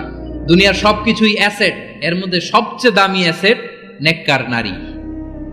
আপনার গর্ভ যে কত দামি আপনি জানেন না। নিজের সময়টাকে কাজে লাগান, কোরআন পড়েন, সুন্নাহ পড়েন। আপনার অনেক দায়িত্ব ঘরে। You are the MD of your family. একটা family it's a very big institution. পরিবার একটা অনেক বড় প্রতিষ্ঠান। and you are the MD of your institution. আপনি এই পরিবারের MD, managing director of your family. এখানে আপনার কত দায়িত্ব। আপনি ছেলেমেয়েদেরকে তারবিয়া করবেন, আপনি আপনার স্বামীর জন্য ঘরটার জান্নাতের নীর বানাবেন, আপনার জন্য জান্নাতের ডুপ্লেক্স বাড়ি ওইখানে তৈরি করে রাখবে কে? আপনি যে কত দামি আপনি জানেন না। নারীদেরকে আল্লাহ বানিয়েছেন উচ্চতর করে, নিম্নতর নয়। নারীদেরকে ছোট্ট জিনিস দিলে এটার বড় করে দেয়। নারীদেরকে ভ্রূণ দিলে, শুক্রাণু দিলে নারী এটারে বাচ্চা হিসেবে উপহার দেয়, ঠিক কিনা? বিয়ের মাধ্যমে স্বামী যখন তার শুক্রাণু তার স্ত্রীকে উপহার দেয়, স্ত্রী রিটার্নে কি উপহার দেয়? ফুল ফর্ম বেবি, মানব সন্তান। দেখছেন, আপনি দিলেন একটুকুনি, দিছে বিশাল। আপনি যদি নারীকে বাজার এনে দেন, নারী এটাকে সুস্বাদু খাবারে রূপান্তর করে দেয়। আপনি তাকে একটা মুচকি হাসি দিয়ে দেন, সে তার কলিজা দিয়ে দেয়। কিন্তু যদি আপনি তার মনে কষ্ট দেন, সে আপনার জীবনকে জাহান্নাম বানায়া দেয়। খবর আছে, নারীর মন বুঝতে পারলে নেয়ামত, বুঝতে না পারলে কিয়ামত, ঠিক কিনা বলেন? আমার প্রিয় বোনেরা, আপনি যে কত দামি আপনি জানেন না। জানেন না আপনি কত দামি, অনেক দামি আপনি। আপনাদেরকে যেন ভোগের সস্তা পণ্য বানাতে না পারে, আপনাদেরকে সচেতন থাকতে হবে, সজাগ থাকতে হবে, কনসার্ন থাকতে হবে। শয়তানের ওই হাতছানির দিকে আর নজর দেওয়া যাবে না। তাহলে কেন আল্লাহ তাআলা এই ফাহশা, অশ্লীলতাকে হারাম করলেন? 1 নাম্বার, এতে হিউম্যান ডিগনিটি কমে। 2 নাম্বার, এতে মানুষের অধিকার নষ্ট হয়। আপনি বিয়ে করেছেন, এরে পরকিয়া করেন, ওর সাথে এরকম আছে না নাই? স্ত্রীর অধিকার নষ্ট করেছেন। আপনি বিবাহ সম্পর্কে আবদ্ধ হয়েছেন তার সাথে, আপনি পরকিয়া করেন ওই ছেলের সাথে, আপনি আপনার হাজবেন্ডের সাথে বিট্রে করেছেন। এজন্য আল্লাহ অশ্লীলতাকে হারাম করেছে। অশ্লীলতাকে হারাম করার আরেকটা কারণ হচ্ছে আল্লাহ তাআলা এই হিউম্যান জেনারেশনকে এটাকে প্রিজার্ভ করতে চায়। হিফজুন নাসল, এটা মাকাসিদুশ শরিয়ার অনেক গুরুত্বপূর্ণ একটা মাকাসিদ, অনেক গুরুত্বপূর্ণ। আপনার নাসল, আপনার জেনারেশনকে সংরক্ষণ করা। এই যে আসতেছে ফেব্রুয়ারি, কত ফেব্রুয়ারি জানো? এটা কি বিশ্ব ভালোবাসা দিবস? হ্যাঁ, কি দিবস? এই বিশ্ব ভালোবাসা দিবসের সাথে মুসলমানদের কোনো সম্পর্ক নাই। আমার প্রিয় ভাইরা, এই যে আপনি অবৈধ সম্পর্কে জড়ালেন, কেন আল্লাহ অশ্লীলতাকে হারাম করেছে দেখেন। বলতেছিলাম যে এটা আপনার নাসাল, আপনার জেনারেশন, আপনার লিনিয়েজ, আপনার বংশকে প্রিজার্ভ করা, কে কার বাবা, কে কার মা, বাবা মা জানা, প্রজন্মকে প্রিজার্ভ করা, এটা ইসলাম ওয়াজিব করে দিয়েছে। এই যে অবৈধ সম্পর্কের কারণে, বিশ্ব বেহায়া দিবসের কারণে, এগুলোর আউটকাম, আউটপুট হিসেবে মাঝে মাঝে এই ঢাকা মেডিকেলের ডাস্টবিনে নবজাতকের বাচ্চার কান্নার আওয়াজ শুনতে পাওয়া যায়। চট্টগ্রাম মেডিকেলের ডাস্টবিনে নবজাতকের কান্না শুনতে পাওয়া যায়। বীর চট্টলার মুসলমানেরা বুঝতে পারলে আওয়াজ করে বলেন, এই যে চট্টগ্রাম মেডিকেলে যে নবজাতকটা পাওয়া গেল, ওর বাবাকে আমাকে বলেন, ওর বাবাকে, ওর মাকে, ও কোন ফ্যামিলির সন্তান কেউ জানে? আপনি হিউম্যান ডিগনিটিকে অপমান করেছেন না? আপনি তার ভবিষ্যৎকে অন্ধকার করেছেন না? আপনি তার লিনিয়েজকে প্রশ্নবিদ্ধ করে দিয়েছেন না? এই জন্য আল্লাহ তাআলা অশ্লীলতাকে আমাদের জন্য হারাম করে দিয়েছেন। পড়েন সুবহানাল্লাহ। এই জন্য রাব্বুল আলামিন বলেন, কুল ইন্নামা হারামা রাব্বিয়াল ফাওয়াহিশা মা যাহারা মিনহা ওয়া মা বাতান। প্রকাশ্য অপ্রকাশ্য সব অশ্লীলতাকে হারাম ঘোষণা করে দিয়েছে কে? আবার দুনিয়ার বুকে যারা অশ্লীলতার প্রসার করে তাদের জন্য শাস্তি মজুদ রেখেছে কে? রাব্বুল আলামিন বলেন, ইন্নাল্লাযীনা ইউহিব্বুনা আন তাশিআল ফাহিশাতু ফিল্লাযীনা আমানু লাহুম আযাবুন আলীমুন ফিদ দুনিয়া ওয়াল আখিরাতি ওয়াল্লাহু ইয়ালামু ওয়া আনতুম লা তা'লামুন। নিশ্চয়ই যারা বিশ্বাসীদের মাঝে অশ্লীলতার প্রচার প্রসার করতে চায় তাদের জন্য আমি মর্মন্তুদ শাস্তি প্রস্তুত করে রেখেছি, দুনিয়াতেও রেখেছি, আখিরাতেও রেখেছি। ঘোষণাটা কার? যারাই নাটকের নামে, সিনেমার নামে, রূপালী জগতের নামে, মুভির নামে, ওটিটি প্ল্যাটফর্মের নামে আমার সমাজে অশ্লীলতা ছড়াতে চায় তাদের জন্য কঠিন মর্মন্তুদ শাস্তি মজুদ রেখে দিয়েছে কে? ও আমার বোনেরা, এখনো আপনি জাগবেন না? এখনো আপনার চিন্তার দুয়ারে এখনো নাড়া পড়ে নাই? ওরা আপনাকে উলঙ্গ বানাতে চায়, ওরা আপনাকে আইটেম গার্ল বানাতে চায়। এজন্য ইসলাম অশ্লীলতাকে হারাম করেছে। হারাম।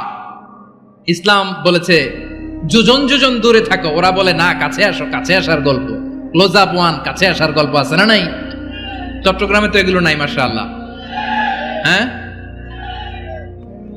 এখানেও আছে ক্লোজ আপ ওয়ান, কাছে আসার গল্প। আল্লাহ বলেন, ওয়ালা তাকরাবুজ জিনা, কাছেও এসো না, জিনা থেকে যোজন যোজন কিলো দূরে থাকো, ওরা বলে কাছে আসার গল্প। আমার বীর চট্টলার ভাইয়েরা, কাছে আসতে হলে আমরা কোরআনের কাছে আসব, কাছে আসতে হলে নবীর কাছে আসব, কাছে আসার গল্প হবে আমার রবের কাছে আসার গল্প। চিল্লায় বলো ঠিক কিনা? আওয়াজ করে বলুন, অশ্লীলতার সাথে আমাদের কোনো সম্পর্ক? আমরা এই সমস্ত ক্লোজ আপ ওয়ান, কাছে আসার গল্পের প্রোগ্রামে যাব? আমরা কোন ধরনের অশ্লীল কন্টেন্ট সোশ্যাল মিডিয়ায়, টিভিতে দেখব? কি যুগ যে আমরা কাটাচ্ছি আপনি কল্পনা করতে পারবেন না। নারী পুরুষের বস্ত্রহীন যুগল দৃশ্য, এটাকে দিয়ে ওরা কোটি ডলারের ইন্ডাস্ট্রি বানিয়েছে। পুরো মানব ইতিহাসে এরকম জঘন্য সময় মানব ইতিহাস পার করে নাই। শরীফ থেকে শরীফা শুনছেন আপনারা? দেখতে পুরুষ, আসলেই পুরুষ, সুস্থ একজন পুরুষ, 4 সন্তানের বাবা, বলে আমি মনে মনে নারী। দেখতে নারী, সুস্থ নারী, আসলেই সে দিব্যি একজন নারী, বলে আমি মনে মনে পুরুষ। সুস্থ পুরুষ তার বায়োলজিক্যাল গ্রোথকে হরমোন দিয়ে স্টপ করে দিয়ে সে সার্জারি করে নারী হতে চায়। সুস্থ নারী পুরুষ হতে চায়। পুরুষ পুরুষের প্রতি সেক্সুয়ালি আকর্ষণ বোধ করে। এটা লূত আলাইহিস সালামের কওমের মধ্যে ছিল। এটাকেও আল্লাহ কোরআনে ফাহিশা বলেছেন। ওয়ালুতান ইয قال لقومه أتأتون الفاحشة ما سبقكم بها من أحد من العالمين লূত আলাইহিস সালাম বললেন, তোমরা কি এমন এক অশ্লীল কার্যক্রমে ডুব দিলে নাকি যেটা গোটা বিশ্বের কেউ কখনো করে নাই, তোমরাই প্রথম করেছো? পড়েন নাউযুবিল্লাহ। এই পশ্চিমের এই রোগ আমার দেশে যেন আসতে না পারে, আমাদের সজাগ থাকতে হবে। প্রিয় ভাইরা, চিল্লায় বলেন ঠিক কিনা? পশ্চিমের অবস্থা ভয়ঙ্কর। পাশ্চাত্যে আমি যুক্তরাষ্ট্রে ছিলাম অনেকদিন, কয়েক মাস, বিভিন্ন স্টেটে ঘুরেছি। গার্ডিয়ানরা উদ্বিগ্ন, ছেলে মেয়েদেরকে, ছোট্ট ছেলে মেয়ে, ওদেরকে জিজ্ঞেস করে, তুমি how do you feel right now inside yourself? তুমি ভিতরে ভিতরে কেমন ফিল করো? তোমার কি ছেলে ছেলে লাগে না মেয়ে মেয়ে লাগে? আচ্ছা বলেন, এই ছোট্ট বাচ্চাটা ওকে এগুলো জেন্ডার অ্যাসাইনমেন্ট বলতে এগুলো কিছু বুঝে? এইভাবে মিসগাইড করা হচ্ছে। কৌতূহল বশত ছোট্ট ছেলে যদি বলে আমার তো মেয়ে মেয়ে লাগে, তখন বলে যে না তুমি মেয়ে, ছেলে না। মা বাবা বাধা দিলে ওকে আলাদা গভর্নমেন্ট হাউসে নিয়ে যায়। ভয়ঙ্করতম অবস্থা। আমরা একটা সময়ে শুনতাম যে হুজুর আমার ছেলেটা খুব ভালো, হাফেজে কোরআন, আল্লাহওয়ালা। হুজুর আমার ছেলে দাড়ি রাখছে, আল্লাহওয়ালা। হুজুর আমার ছেলে 5 ওয়াক্ত সালাত জামাতের সাথে পড়ে, তার মানে আল্লাহওয়ালা। পশ্চিমে যে আমি কি শুনছি জানেন? ওরা বলে হুজুর আমার ছেলেটা ইউনিভার্সিটির একটা মেয়ের সাথে প্রেম করে, ও খুব আল্লাহওয়ালা, হুজুর দোয়া করবেন। এর কারণ ওদের কাছে আল্লাহওয়ালার ক্রাইটেরিয়া হচ্ছে হুজুর আমার ছেলেটা আরেক ছেলের পছন্দ করে নাই, আমার মেয়েটা আরেক মেয়েকে ভালোবাসে নাই, এজন্য আমার ছেলেটা আল্লাহওয়ালা, হুজুর ওর জন্য একটু দোয়া করে দিয়েন। কি চ্যালেঞ্জ ওরা ফেস করতেছে। ওনার ছেলে যে আরেক ছেলেরে বিয়ে করবে না, এটাতেই উনি খুশি যে আলহামদুলিল্লাহ আমার ছেলেটা একটা মেয়েরে ভালোবাসে, আমার মেয়েটা একটা ছেলেরে ভালোবাসে, মানে এটা খুব আল্লাহওয়ালা। নাউজুবিল্লাহ পড়তে পারলেন না? এজন্য অশ্লীলতার সাথে আমাদের কোনো সম্পর্ক। রব্বুল আলামিন বলেন ওয়ায়ানহা আনিল ফাহশাই ওয়াল মুনকারি ওয়াল বাগি, তিনটা জিনিসকে আমি নিষিদ্ধ করলাম। এক নাম্বার হলো ফাহশা, অশ্লীলতা। 2 নম্বরে হলো মুনকারের সমস্ত মন্দ কাজ। আপনাদের মনোযোগ আছে না? শেষ করে দিব? আর 2-1 মিনিট শুনবেন? আচ্ছা বলি তাহলে, আর 2-1 মিনিট। তাহলে নিষেধাজ্ঞা জারি করেছেন 3টা জিনিসের উপর। 1 নাম্বার কি? ফাহশা, অশ্লীলতা। 2 নাম্বার মুনকার। মুনকার মানে হচ্ছে যত মন্দ কাজ, খারাপ কাজ, বাজে কাজ, এটার বলে মুনকার। এটার কি বলে? আপনারা পড়ছেন না তা'মুরুনা বিল মা'রুফি ওয়া তানহাউনা আনিল মুনকার। ভালো কাজের আদেশ, সৎ কাজের আদেশ, অসৎ কাজের নিষেধ। মুনকার, মুনকার হচ্ছে মানুষের স্বাভাবিক বিবেকবোধ যেটাকে খারাপ বলে, ওইটাই মুনকার। পৃথিবীর সব আসমানি গ্রন্থ যেটাকে খারাপ বলেছে, মানুষের স্বাভাবিক বিবেকবোধ যেটাকে খারাপ বলেছে, এগুলো সব মুনকার। যেমন ইফটিজিং, এটা কি ভালো না খারাপ? মজুদদারি, খাদ্যে ভেজাল দেওয়া, ওজনে কম দেওয়া, মাছে ফরমালিন মিশানো, চাঁদাবাজি, টেন্ডারবাজি, দখলবাজি, এগুলো আমাদের স্বাভাবিক বিবেকেই বলে এগুলো খারাপ, এগুলো হচ্ছে মুনকার। আল্লাহ তাআলা এই মুনকার থেকে আমাদেরকে বেঁচে থাকতে বলেন, আর শয়তান এই মুনকারের প্রতি আমাদেরকে উদ্বুদ্ধ করে। আল্লাহ তাআলা বললেন ইয়া আইয়ুহাল্লাযীনা আমানু লা তাত্তাবিউ খুতুওয়াতিশ শাইতান ফাইন ওয়া মান ইয়াত্তাবি' খুতুওয়াতিশ শাইতানি ফাইন্নাহু ইয়া'মুরু বিল ফাহশাই ওয়াল মুনকার। আল্লাহ বললেন আমার গোলামেরা শোনো শোনো, ও আমার বিশ্বাসী বান্দারা খবরদার, তোমরা কশিনকালেও শয়তানের পদাঙ্ক অনুসরণ করবে না, কারণ শয়তান তোমাদেরকে অশ্লীলতা এবং মন্দ কাজের দিকে উদ্বুদ্ধ করে। আমাদের কাজ হচ্ছে শয়তান আমাদেরকে যেদিকে নিতে চায় আমরা তার উল্টা দিকে যাব, ঠিক কিনা বলে? শয়তান এই মন্দ কাজকে আমাদের কাছে বিউটিফাই করে, চাকচিক্যময় করে আমাদের সামনে উপস্থাপন করে। এজন্য আল্লাহ বলেন মুনকারকে থামাতে হবে, মুনকার প্রতিরোধ করতে হবে। মুনকার প্রতিরোধের দায়িত্ব শুধু আমাদের নাকি? শুধু আপনার খতিব সাহেবের, ইমাম সাহেবের, নাকি মুসলিম উম্মার সবার? আওয়াজ করে বলুন, মুনকার অসৎ কাজ প্রতিরোধের দায়িত্ব কার? রাব্বুল আলামিন বলেন কুনতুম খায়রা উম্মাতিন উখরিজাত লিন-নাসি তা'মুরুনা বিল মা'রুফি ওয়া তানহাউনা আনিল মুনকার। তোমাদেরকে শ্রেষ্ঠ জাতি করে জমিনের মধ্যে আবির্ভূত করা হয়েছে, যাতে করে তোমরা জমিনের ভেতরে সৎ কাজের আদেশ করতে পারো আর অসৎ কাজের নিষেধ করতে পারো। উম্মা কুনতুম খায়রা, তাহলে গোটা উম্মার দায়িত্ব, এটা বুঝতে পারছেন তো? আচ্ছা, আরো নিচে আসেন। এরপরে আল্লাহ বললেন শুধু উম্মা না, এই জমিনের রাজত্ব আমি যাদের হাতে দেই, এই জমিনের মালিক আমি যাদেরকে বানিয়ে দেই, যাদেরকে আমি সরকারের দায়িত্ব দেই, তাদেরকেও মুনকার প্রতিরোধের দায়িত্ব দিয়েছে কে? আল্লাহ বলেন যারা ক্ষমতার মসনদে বসেছে তাদেরকে 4 দফা কর্মসূচি আমি আল্লাহ দিলাম। আওয়াজ করে বলেন কয় দফা? আল্লাহ বলেন আল্লাযীনা ইম্মাক্কান্নাহুম ফিল আরদি আকামুস সালাতা ওয়া আতাউজ যাকাতা ওয়া আমারু বিল মা'রুফি ওয়া নাহাউ আনিল মুনকার ওয়ালিল্লাহি আকিবাতুল উমুর। যারা এই জমিনের উত্তরাধিকার হয়েছে তারা 4 দফা কর্মসূচি নিয়ে সামনে আগাবা। সালাত কায়েম করবা, যাকাত আদায় করবা, সৎ কাজের আদেশ দিবা, অসৎ কাজ থেকে মুনকার প্রতিরোধ করবা। আদেশটা কার? আমার প্রিয় চট্টলার ভাইরা, পুরো উম্মার দায়িত্ব মুনকার প্রতিরোধ করা, সরকার প্রধানের দায়িত্ব মুনকার প্রতিরোধ করা। এরপর আল্লাহ বলেন প্রতিটা ফ্যামিলির যিনি প্রধান সিইও বাবা, প্রত্যেক বাবারও দায়িত্ব এই মুনকার প্রতিরোধ করা। আওয়াজ করে বলেন ঠিক কি না? যেমনটি সাইয়েদনা লুকমান আলাইহিস সালাম ওনার কলিজার টুকরা সন্তানকে আদেশ করেছেন, ইয়া বুনাইয়া আকিমিস সালাতা ওয়া'মুর বিল মা'রুফি ওয়ানহা আনিল মুনকার। পড়েন সুবহানাল্লাহ। বাবা ছেলেকে সবক দিচ্ছে। কে সবক দিচ্ছে? কাকে? লুকমান আলাইহিস সালাম ছেলেকে বলতেছে, ওরে আমার কলিজার টুকরা সন্তান, ওরে আমার বাছা, নামাজ কায়েম করবা, সৎ কাজের আদেশ দিবা, আর মুনকার প্রতিরোধ করবা, অসৎ কাজ, সমাজ থেকে খারাপ কাজকে ঝেঁটে বিদায় করে দিবা। তাহলে দেখেন আমি স্টেপ বাই স্টেপ নামলাম। পুরা উম্মার দায়িত্ব, জমিনের উত্তরাধিকারী আল্লাহ যাদেরকে বানিয়েছেন সরকার, তাদের দায়িত্ব, প্রতিটি ফ্যামিলির প্রধানের দায়িত্ব।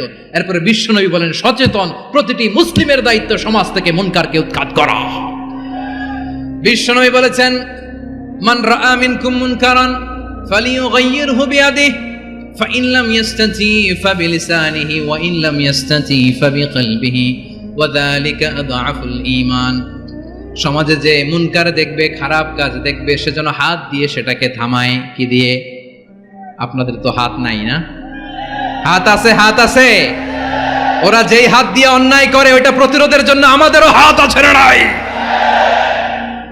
আমার প্রিয় ভাইরা, ওরা ওদের যেই হাত দিয়ে টেন্ডারবাজি করে, চাঁদাবাজি করে, ইফটিজিং করে, দখলবাজি করে, যেই হাত দিয়ে, ওই মুনকার থামায় দেওয়ার জন্য আল্লাহর দেয়া আমাদেরও 2টি হাত আছে না নাই?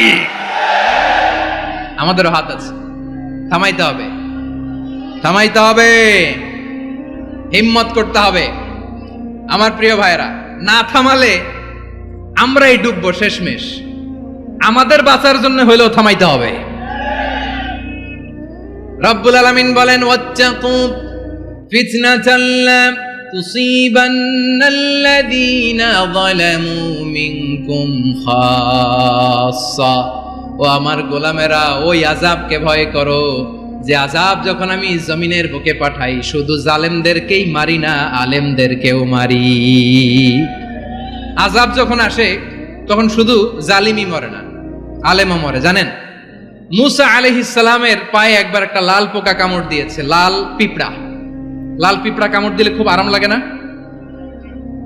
কি লাগে? হ্যাঁ, জলে না? লাল একটা পিঁপড়া কামড় দিছে, তো উনি রেগে মেগে পাশি দেখে লাল পিঁপড়ার বাসা, পা দিয়ে ডলে মুছে সবগুলো পিঁপড়া মেরে ফেলছে। এই ঘটনাটা আল্লাহ ঘটিয়েছেন এজন্য মুসা আলাইহিস সালাম ছিলেন কালিমুল্লাহ, সরাসরি আল্লাহর সাথে কথা বলতেন। তিনি আল্লাহকে জিজ্ঞেস করেছিলেন, আল্লাহ তুমি যখন কোনো জনপদে আযাব পাঠাও, শাস্তি দাও, ওখানকার শুধু জালেমরাই তো মরে না, ভালো মানুষগুলাও মরে, তো আযাব দিবা মুশরিকদের উপর দিবা, অবাধ্যদের উপর দিবা, ভালো মানুষগুলারে মারো কেন? আল্লাহ বললেন, মুসা তোমার যে কামড় দিছিল পায়ের মধ্যে পিঁপড়া, কয়টা পিঁপড়া? জোরে বলেন। একটা পিঁপড়া, তো সবগুলারে মারলা কেন? রেগে মেগে পুরো পিঁপড়ার বাসা ভেঙে মেসাকার করলা কেন? এই মুসা, আমি যখন অ্যাকশনে যাই আমি যখন শাস্তি দেই তখন এত বাস বিচার করা হয় না, বাস বিচার করা যায় না। যখন অ্যাকশনে যাওয়া হয় ওইটা ডাইরেক্ট অ্যাকশন হয়ে যায়। চিল্লায় বলো ঠিক কি না? এজন্য আমাদের বাঁচার জন্য হলেও এই পাপ থামাতে হবে, এই শয়তানের অট্টহাসি থামাতে হবে, অন্যায় অপরাধ সমাজ থেকে আমাদের থামাতে হবে। কারণ আযাব আসলে ওরাও মরবে, আমরাও মরব। একটা জাহাজ 2 তলা, আপনি আছেন 2য় তলায়। শুনতেছেন? শুনতেছেন? জাহাজ কয় তলা? আপনি কোন তলায়? 2য় তলায়। নিচের তলার কিছু লোক জাহাজের তলা ছিদ্র করতে আরম্ভ করছে। কি ছিদ্র করতেছে? আচ্ছা, জাহাজের তলা ছিদ্র করলে তলা দিয়ে কি ঢুকে? এখন আপনি যদি বলেন আমার কি, আমি তো 2 তলায়, আমার কি, আমি তো সেফ, আমি ইন দ্য সেফ জোন, আমি তো ভালো আছি, আমি তো ভালো আছি, ওরা ছিদ্র করে ওরা মরবে। আসলে কি শুধু ওরা মরবে, নাকি তলা ফুটো হলে ভিতরে পানি ঢুকলে আপনারও শরীর সমাধি হবে? তলা দিয়ে যখন পানি ঢুকবে, জাহাজ ঢুকলে আপনিও মরবেন। এজন্য নিজে মরার আগে ওই পাগলগুলোর নিচতলায় যে থামাতে হবে। চিল্লায় বলেন ঠিক কি না? এজন্য আল্লাহ বললেন মুনকার প্রতিরোধের দায়িত্ব সমাজের টপ টু বটম সবার। পুরম্মার দায়িত্ব, সরকার প্রধানের দায়িত্ব, প্রতিটি ফ্যামিলির প্রধান বাবার দায়িত্ব। বিশ্বনবী বললেন প্রতিটি সচেতন মুসলিমের দায়িত্ব। এজন্য মুনকার প্রতিরোধ করার দরকার আছে না নাই? সমাজে এই যে ইফটিজিং হয়, আপনার বোনের বয়সী একটা মেয়েকে কিছু বকাটে টিটকারি করে, এই বলে সেই বলে, নোংরা কথা বলে, রাস্তায় দেখেও আপনি পাশ দিয়ে না দেখার মতো চলে যান কেন? আপনি দাঁড়ান না কেন? আপনি দাঁড়ালেই তো থেমে যাবে। কারণ সত্যের যে শক্তি, তার সামনে মিথ্যা মুখ থুবড়ে পড়ে। আপনার সামনে ও কিছুই না, নাথিং। আপনি দাঁড়ান, ওকে প্রশ্ন করেন যে আমার বোনকে তুমি ডিস্টার্ব করো কেন? আপনাকে দেখে আরো 5 জন দাঁড়াবে, 5 জনকে দেখে আরো 10 জন দাঁড়াবে। আমাদের নীরবতা আর আমাদের নিশ্চুপ থাকাই জালিমদেরকে আরো শক্তিশালী জালিম বানিয়েছে। এজন্য মুনকার প্রতিরোধের দায়িত্ব আমাদের সবার। টেন্ডারবাজি, চাঁদাবাজি, দুর্নীতি, অপরাধ, দখলদারিত্ব, মজুদদারি, এগুলো সব কিছু একসাথে প্রতিরোধ করতে হবে। ঠিক কিনা বলেন? একটা মানবিক সমাজ যদি চাই, প্রতিরোধ করতে হবে। প্রিয় ভাইয়েরা, আল্লাহর শপথ নিয়ে বলি, এই নাসিহাতগুলো সবার জন্য, সব দলের জন্য, সব মতের মানুষের জন্য। আমরা কোনো দলের প্রতি মানুষকে ডাকি না, আমরা ডাকি ইসলামের দিকে। সব দলের, সব মতের, সব মানুষদেরকে আমরা আহ্বান জানাই, আসুন আমরা একটা সুন্দর সমাজ বিনির্মাণ করি। এই যে নতুন বাংলাদেশের এক সুযোগ এসেছে, আর জীবনে হয়তো আসবে না, সামনের 100 বছর এই সময় আসবে না। আসুন দেশটাকে আমরা সাজাই, আসুন আমরা দুর্নীতি বন্ধ করি, আসুন আমরা চাঁদাবাজি বন্ধ করি, আসুন আমরা দখলদারিত্ব বন্ধ করি, আসুন আমরা এক দল আরেক দলকে নিশ্চিহ্ন করার যে রাজনীতি, এটা বন্ধ করি। সব দলের প্রতি আমার আহ্বান, যে কোনো দলে এই প্র্যাকটিসটা থাকার দরকার আছে না নাই? চাঁদাবাজদের সাথে আপনারা নিজেদেরকে মুক্ত ঘোষণা করবেন যে এরা আমার দলের কর্মী হতে পারে না। আমরা চাঁদাবাজ মুক্ত বাংলাদেশ চাই, জুলুম মুক্ত বাংলাদেশ চাই, ফ্যাসিজম মুক্ত বাংলাদেশ চাই, গুণ খুন খারাপি মুক্ত বাংলাদেশ চাই। আমরা নতুন ভোরের বাংলাদেশ চাই। ওই বাংলাদেশ পাওয়ার জন্য মুনকার প্রতিরোধে, অন্যায় প্রতিরোধে যদি বাঘের বাচ্চার মতো, আবু সাইদের মতো 2 হাত উঁচু করে, বুককে টান টান করে প্রসারিত করে দাঁড়াতে হয়, রাজি আছো মুসলমান? কারা কারা রাজি? আল্লাহকে হাত দেখিয়ে প্রতিজ্ঞা করো।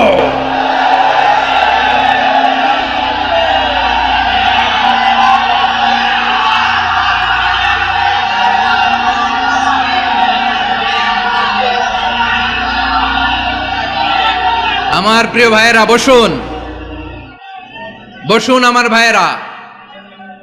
রাব্বুল আলামিন বলেন, ওয়ায়ানহা আনিল ফাহশাই ওয়াল মুনকারি ওয়াল বাগি ইয়াইদুকুম লাআল্লাকুম তাযাক্কারুন। আল্লাহ বললেন, আমি অশ্লীলতাকে নিষেধ করি, আমি সব ধরনের মন্দ কাজকে নিষিদ্ধ করি, সব শেষে আমি সীমা লঙ্ঘনকে তোমাদের জন্য নিষিদ্ধ করি। আলোচনা মনে আছে তো, না ভুলে গেছেন? নিষিদ্ধ করেছেন কয়টা জিনিস? 1 নম্বরে অশ্লীলতা, 2 নম্বরে মুনকার তথা সব মন্দ কাজ, 3 নম্বরে আল বাগি, সীমা লঙ্ঘন, ক্রসিং দ্য লিমিট। সীমা লঙ্ঘন করা ভালো না। We all should know our limits. চিল্লায় বলেন ঠিক কিনা? একই আয়াতে আল্লাহ বললেন, কুল ইন্নামা হাররামা রাব্বিয়াল ফাওয়াহিশা মা যাহারা মিনহা ওয়া মা বাতানা ওয়াল ইসমা ওয়াল বাগিয়া বিগাইরিল হক। অন্যায় ভাবে যে অবাধ্য হয়, যে সীমা লঙ্ঘন করে, তাদেরকেও আমি এটা হারাম করে দিলাম। সীমা লঙ্ঘন করা হারাম, সীমা লঙ্ঘন করা হারাম। আল্লাহ বারবার আমাদেরকে ওয়ার্নিং দেয়। যখন আমরা থামি না তখন আল্লাহ ধরে, আর যখন ধরে তখন ছাড়ে না।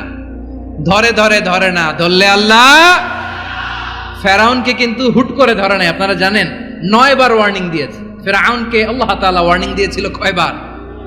বীর চট্টলার বীর সেনানীরা আওয়াজ করে বলেন, ফেরাউনকে ধরার আগে ওয়ার্নিং দেয়া হয়েছিল কয়টা? রব্বুল আলামিন বলেন, ওয়ালাকাদ আতাইনা মূসা 9 আয়াতিন বাইয়িনাত। 9টা মুআজিজা দেখিয়েছি। 1 2 3 বারবার এইভাবে রিমাইন্ডার, ওইভাবে রিমাইন্ডার, এইভাবে নসিহত, ওইভাবে দাওয়া। ফাকুলা লাহু কাওলান লাইয়িনা, নরম করে বলো, সফট করে বলো। যত ওয়ে হতে পারে দাওয়া মেথডোলজির মূসা আলাইহিস সালামের সব অ্যাপ্লাই শেষ। 10ম বারে যে আল্লাহ ধরছে, 10ম বারে যে ধরেছে। এজন্য আল্লাহ বলেন, আমি সীমা লঙ্ঘনকে পছন্দ করি না। কোরআনের অন্য আয়াতে বাগীকে বলা হয়েছে আল ইতিদা। সীমা লঙ্ঘন যারা করে তাদেরকে আল্লাহ বলেছেন মুতাদিন। ওয়াকাতিলু ফি সাবিলিল্লাহিল্লাযীনা ইউকাতিলুনাকুম ওয়া লা তা'তাদু ইন্নাল্লাহা লা ইউহিব্বুল মুতাদিন। আমি সীমা লঙ্ঘনকারীদেরকে কোশ্চিনকালেও পছন্দ করি না। আমরা যেন সীমা লঙ্ঘন না করি। রাজি আছেন তো? যে কোনো ক্ষেত্রে ইবাদতে যেন সীমা লঙ্ঘন না করি। অনেকে আমরা ইবাদতে সীমা লঙ্ঘন করে ফেলি। বিশ্বনবী সাল্লাল্লাহু আলাইহি ওয়াসাল্লাম যেটা শিখিয়েছেন, এর বাইরে যে অতিরিক্ত বুজুর্গ হতে চায়, এরকম আছে না নাই? করা যাবে না, কোনো ক্ষেত্রেই সীমা লঙ্ঘন করা যাবে, এমনকি যুদ্ধ ক্ষেত্রেও না। বিশ্বনবী সাল্লাল্লাহু আলাইহি ওয়াসাল্লাম বলেন, খবরদার যুদ্ধ ক্ষেত্রেও সীমা লঙ্ঘন করো না। কি সুন্দর ইসলাম আমরা পেয়েছি। বিশ্বনবী বলেন, খবরদার যুদ্ধের ময়দানে কোনো নারীর গায়ে হাত তোলো না, কোনো শিশুর গায়ে হাত তোলো না, কোনো গবাদি পশু হত্যা করো না, কোনো শস্য ক্ষেত্র ধ্বংস করো না, ইবাদতরত অন্য ধর্মের কোনো সন্ন্যাসীর গায়ে হাত তোলো না। বলেন সুবহানাল্লাহ। তাহলে আমরা সীমা লঙ্ঘন করতে পারবো? প্রিয় ভাইরা, একটা সুখী, সমৃদ্ধ, শান্তির সমাজ, মানবিক সমাজ যদি আমরা গঠন করতে চাই, আমাদের আল্লাহর দেয়া কয়টা আদেশ মানতে হবে বলেন দেখি? সবাই বলেন কয়টা? আর বেঁচে থাকতে হবে কয়টা জিনিস থেকে? আওয়াজ করে বলেন কয়টা? আচ্ছা, আদেশ নাম্বার 1 কি ছিল বলেন? আল্লাহর আদেশ কি? 1 নাম্বার আদাল, ন্যায়পরায়ণতা। আমরা সুবিচার, সুশাসন, ন্যায় বিচার চাই কি চাই না? 2 নম্বরে কি ছিল? মাশাআল্লাহ, আওয়াজ করে বলেন 2 নম্বরে কি ছিল? ইহসান। আমরা যেন সবার প্রতি দয়া পরবশ হই, ইহসান করি। 3 নম্বরে কি ছিল? নিকটাত্মীয়দের দান করা, তাদের অধিকার প্রাপ্য বুঝিয়ে দেওয়া। পাশাপাশি 3টা জিনিস থেকে আল্লাহ বারণ করেছেন, নিষেধ করেছেন। তার প্রথমটা ফাহশা, অশ্লীলতা। অশ্লীলতার সাথে আমাদের কোনো সম্পর্ক। আজকের এই ঐতিহাসিক চট্টগ্রামের প্যারেড ময়দান থেকে আমরা যত ধরনের মা তাহারা মিনহা মা বাতান, প্রকাশ্য অপ্রকাশ্য, দৃশ্যমান অদৃশ্যমান, সব অশ্লীলতা থেকে নিজেদেরকে মুক্ত ঘোষণা করলাম। অশ্লীলতাকে আমরা না বলে দিলাম। আওয়াজ করে সবাই বলুন নো। অশ্লীলতার সাথে আমাদের কোনো সম্পর্ক। 2 নম্বর নিষেধাজ্ঞা কি ছিল?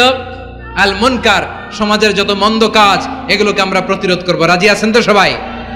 3 নম্বরে আল বাগী, সীমালঙ্ঘন। কোন মুসলিম সীমালঙ্ঘন করে না, এমনকি যুদ্ধ ক্ষেত্রেও না। আওয়াজ করে বলেন ঠিক কি না? রব্বুল আলামিন শেষে বললেন, ইয়াইদুকুম লাআল্লাকুম তাযাক্কারুন। আল্লাহ তোমাদেরকে উপদেশ দেন যাতে তোমরা শিক্ষা গ্রহণ করো। আমরা উপদেশ দেব, আমরা জোর করে কাউরে কিছু মানাতে চাই না।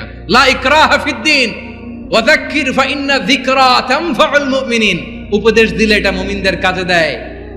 লাস্তা আলাইহিম বিমুসাইতির ইন্নামা আনতা মুযাক্কির। নবী হে, আপনি রিমাইন্ডার দাতা, আপনি উপদেশ দিবেন। আমরাও বিশ্বনবীর এই হাদিসগুলো থেকে, কোরআনের আয়াত থেকে রিমাইন্ডার, এই কথামালা, বাণী বাহক হিসেবে এই বাণীগুলো আপনাদের সাথে কাছে পৌঁছে দিলাম। আমরা আল্লাহ তাআলার কাছে প্রার্থনা করি, আল্লাহ আমরা যেন আদল দিয়ে আমাদের সমাজকে গঠন করতে পারি। আল্লাহ আমরা যেন ইহসান করতে পারি, আমরা যেন নিকটাত্মীয়দের দান করতে পারি। আল্লাহ যত ধরনের অশ্লীলতা, অনাচার, মন্দ কাজ, সীমালঙ্ঘন, অবাধ্যতা থেকে যেন আমরা বেঁচে থাকতে পারি। আল্লাহ তাআলা আমাদের সবাইকে কথাগুলো বোঝার ও আমল করার তৌফিক দান করুক।